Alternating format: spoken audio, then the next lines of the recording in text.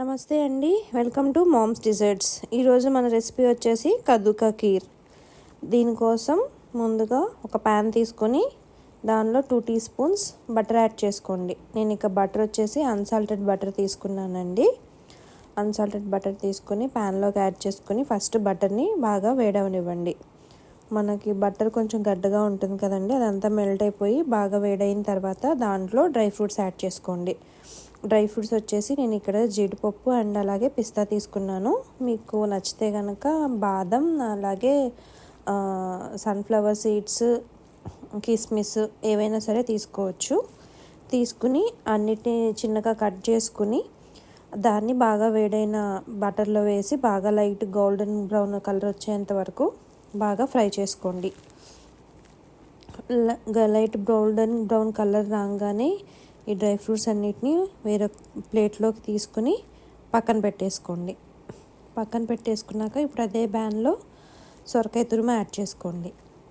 ఒక సొరకాయ తీసుకుని ఒక హాఫ్ సొరకాయ తీసుకుని దాని పై చెక్కంతా తీసేసి, అలాగే లోపల గింజలు ఉంటాయి కదండి సొరకాయలో, అదంతా తీసేసి ఓన్లీ కండ మాత్రమే, సొరకాయ కండ మాత్రమే తీసుకొని దాన్ని మామిడికాయ తురుముకుంటాం కదండి మనము ప్లేట్ లాంటిది, అందులో కానీ లేదా క్యారెట్ తురుముకునేది ఏదో ఒక తురుముకుంటాం కదా, క్యారెట్ హల్వా కానీ సొరకాయ హల్వా కానీ తురుముకుంటాం కదా, ఆ తురిమే దాంతో ఈ సొరకాయ కండ మొత్తాన్ని తురిమేసి ఆ తురిమిన దాన్ని ఒక కప్పు ఈ ప్యాన్లోకి వేసుకొని బాగా ఫ్రై చేసుకోండి. ఈ బటర్లో ఈ సొరకాయ తురుమంతా బాగా ఫ్రై అవ్వాలి. మీరు పిండుకుని వేసుకోవద్దండి, సొరకాయ తురుము అలాగే వేసేసుకోండి. అలాగే వేసేసుకుంటే ఏంటంటే మనకి దాంట్లో వాటర్ కంటెంట్ దిగుతుంది కదా, ఆ వాటర్ కంటెంట్కి ఈ సొరకాయ అంతా బాగా ఉడికిపోతుంది అన్నమాట. చిన్న చిన్న దాంట్లో సొరకాయ గింజలు కానీ ఇట్లా చిన్న ఏమన్నా ఒకవేళ వస్తే కనుక అవి తీసేసుకోండి. అవి కీర్లో పంటికి తగులుతూ ఉంటే టేస్ట్ బాగోదు కదా, సో ఏమన్నా 1-2 వస్తే ఇలా తీసేసుకోవచ్చు.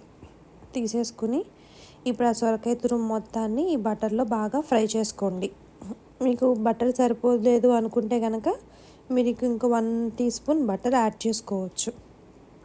యాడ్ చేసుకుని సొరకాయ తురుము అంతా బాగా కలుపుకుని మొత్తం సొరకాయ తురుము మొత్తం బాగా రోస్ట్ అవ్వాలి, దీంట్లో బాగా ఉడికిపోవాలి. ఇక్కడ మీ మంటని మీడియం టు హై ఫ్లేమ్లో పెట్టుకుని అడ్జస్ట్ చేసుకుంటూ బాగా కలుపుకుంటూ ఉండండి. నాన్ స్టిక్ ప్యాన్ తీసుకున్నాం, అలాగే అడుగు కొంచెం మందంగా ఉన్న ప్యాన్ తీసుకోవడం వల్ల ఏంటంటే ఇది అడుగంటది అనమాట. మళ్ళీ సొరకాయ తురుము అడుగంటితే కనుక టేస్ట్ పాడైపోతుందండి. సో దగ్గరే ఉండి అడుగు మాడిపోకుండా చూసుకుని తీసుకోండి. చూసారా ఫ్రెండ్స్, సొరకాయల నుంచి లైట్గా వాటర్ దిగడం స్టార్ట్ అయింది. అలా వాటర్ దిగి స్టార్ట్ అయిన తర్వాత ఆ వాటర్ మొత్తంలో ఈ సొరకాయ తురుము మొత్తం బాగా ఉడికిపోతుంది అనమాట. మనం అలా లైట్గా ఫ్రై చేస్తూ ఉంటే ఈ మొత్తం సొరకాయ తురుము అంతా దీంట్లో బాగా ఉడికిపోతుంది. ఇలా ఉడికిపోయిన తర్వాత ఇక్కడ నేను 1 కప్ సొరకాయ తురుము తీసుకున్నాను కదండి, 1 కప్ సొరకాయ తురుముకి 2 కప్స్ మిల్క్ తీసుకున్నాను. నేను కొంచెం చిక్కగా చేసుకున్నానండి. మీకు కొంచెం పలుచగా కావాలి అంటే కనుక మీరు ఇంకొక 1 కప్ కానీ ఇంకొక హాఫ్ కప్ కానీ మిల్క్ ఎక్స్ట్రా యాడ్ చేసుకోవచ్చు. ఈ సొరకాయ తురుము అంతా కొంచెం లైట్గా ఈ ఫ్రై అయిపోయిన తర్వాత ఆ వాటర్ కంటెంట్ మొత్తం ఎగిరిపోయిన తర్వాత అది మనకి సొరకాయ పట్టుకుంటే మనకి తెలుస్తుందండి. ఒక చిన్న ఒక పీస్ తీసుకుంటే అది ఉడికినట్టు మనకు తెలుస్తుంది. కొంచెం గట్టిగా ఉన్నా పర్వాలేదు. దాంట్లో మళ్ళీ మనం ఇప్పుడు దీంట్లో పాలు పోసి మళ్ళీ పాలల్లో కూడా సొరకాయ తురుముని కొంచెం సేపు ఉడకనిస్తాము. సో ఈ వాటర్ కంటెంట్ మొత్తం దిగిపోయి అది కొంచెం రోస్ట్ అయిన తర్వాత సొరకాయ తురుము మొత్తాన్ని దానిలోకి కాచి 2 కప్స్ మిల్క్ చెప్పాను కదండి, మిల్క్ కాసి చల్లారబెట్టుకోండి. ఆ చల్లారపెట్టుకున్న మిల్క్ని ఇప్పుడు కొద్దిగా యాడ్ చేసుకుంటూ ఈ సొరకాయ తురుములో వేసుకుంటూ వెళ్ళాలి. ఇక్కడ నేను కొంచెం మిల్క్ యాడ్ చేసుకుని ఈ మిల్క్లో కూడా మళ్ళీ సొరకాయ తురుముని ఉడికిస్తున్నానండి.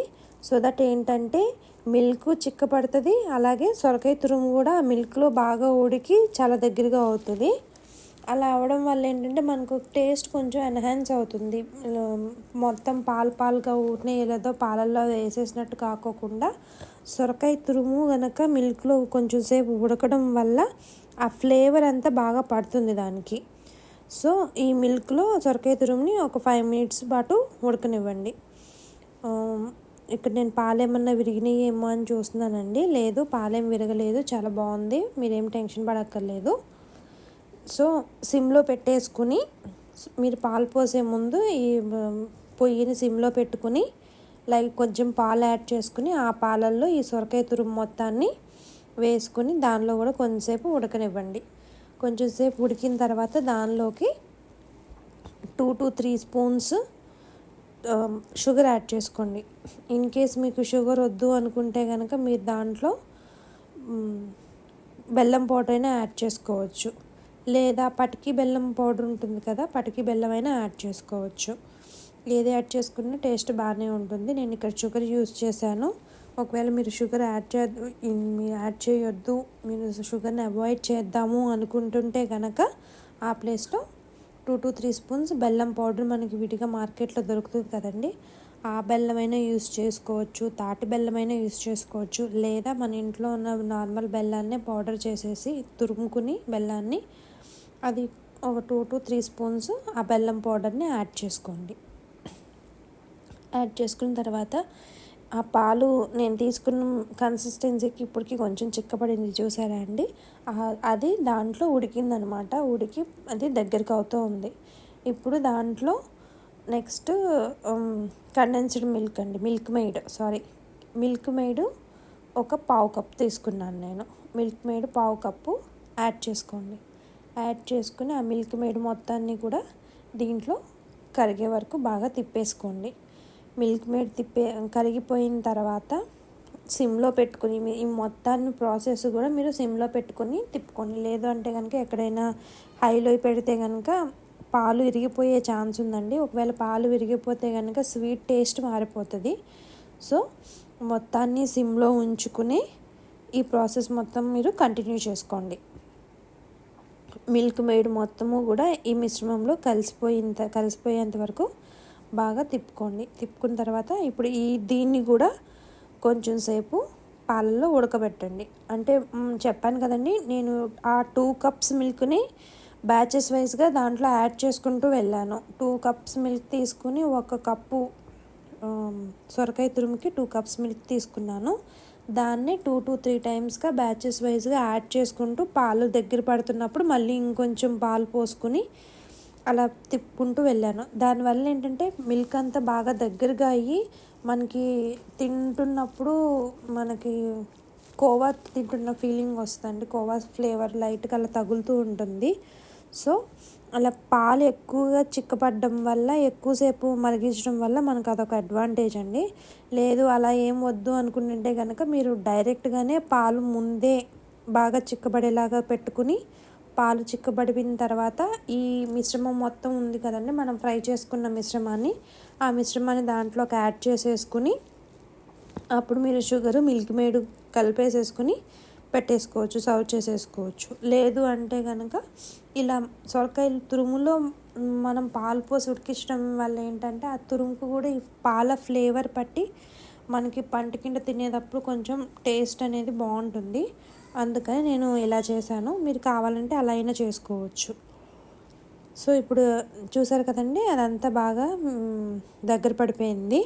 ఇప్పుడు దీనిలో మనం ఫస్ట్ ఫ్రై చేసి పెట్టుకున్నాం కదండి డ్రై ఫ్రూట్స్, ఆ డ్రై ఫ్రూట్స్ అన్నీ కూడా దాంట్లో యాడ్ చేసేసుకుని మొత్తాన్ని మళ్ళీ ఒక 2 to 3 minutes మీడియం టు సిమ్లో పెట్టుకొని బాగా ఉడికించుకోండి. ఈ మొత్తం బాగా ఉడికిన తర్వాత దాంట్లో మనకి కొంచెం దగ్గరగా మన కన్సిస్టెన్సీని చూసుకుని మీరు కావాలి అనుకుంటే నెక్స్ట్ మిల్క్ యాడ్ చేసుకోండి. లేదు నాకు ఇది సరిపోతుంది అనుకుంటే కనుక మిల్క్ యాడ్ చేసుకోవడం అనేది ఆపేసేయండి. పల్చగా ఉన్న టేస్ట్ బాగుంటుంది, థిక్గా ఉన్న బాగుంటుంది. ఈ కీర్ అనేది వేడివేడిగా కంటే ఒక 2 to 3 hours ఫ్రిడ్జ్లో పెట్టుకుని సర్వ్ చేసుకుంటే చాలా టేస్టీగా ఉంటుందండి.